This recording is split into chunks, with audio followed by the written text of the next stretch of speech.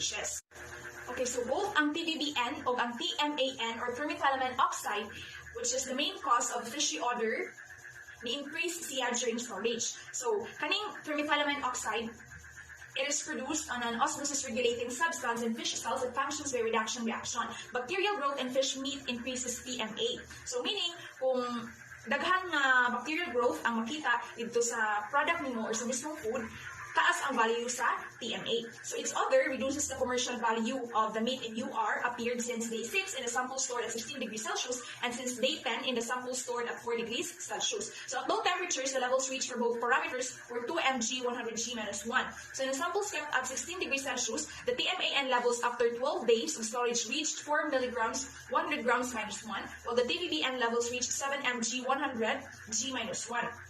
So in this case, the higher values of volatile bases with respect to thermethyllamine indicated a hydrolysis. So when we speak of hydrolysis, it is the chemical breakdown of a compound due to reaction with water and proteins and the appearance of other amines from TMAO, either due to microbial activity or to the endogenous enzymatic activity. Now let's go to the microbial cell count. The results of the microbiological analysis. When you look at microbiological analysis, it is the use of biological, biochemical, molecular, or chemical methods for the detection, identification, or enumeration of microorganisms in a material, like pagkaon, drink, environmental, or clinical sample. As a result of the microbiological analysis, it was observed that despite the washing and sanitization treatments carried out and on the seaweeds before its packaging, the microbial cell count was high from the beginning. So, bisan naman itong nahitabo nga, gi-refrigerate tayo siya, o niya, gihugasan siya through saline seawater, taas gihapon ang iyahang microbial level or microbial value, reaching 8.5 by 107 microbial cells ml -1.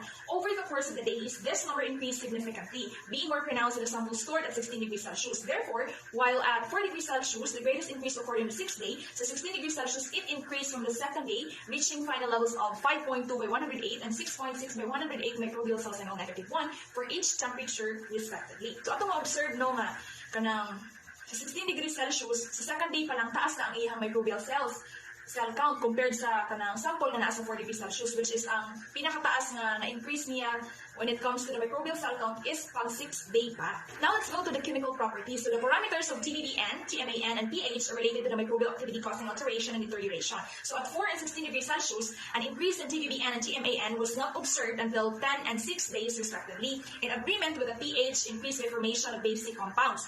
So these results indicated that microbial spoilage and the formation of amines and volatile bases began when the population reached a certain level, which is from 4.0 by 108 and 2.5 by 108 ml -1 microbial cells at 4 and 60 degrees Celsius respectively. So the sensory analysis indicated that although the signs of alteration and deterioration did not start until 8 to 10 days of storage at 4 and 16 degrees Celsius respectively, the loss of freshness and quality of the seaweed under the conditions studied were observed from the first days of storage onwards. So meaning, gikan pa lang sa day 0, day 1, day 2, day 3, nanay daghang nga mga changes nga nahitabo, although dili pa na siya ingon nga indicator nga makaingon ka nga spoil na ang pagkaon. So its sensory characteristics were those that evolved most rapidly, both by enzymatic and microbial activity. So this is in relation with what once I discussed ni Noel. So its sensory characteristics were those that evolved most rapidly, both by enzymatic and microbial activity. This results and those obtained in the physicochemical analysis that established a shelf life of UR at 1 week stored at 4 degrees Celsius. However, the sensory modifications suffered by the seaweed will condition its use, shortening this period for certain applications, especially culinary. So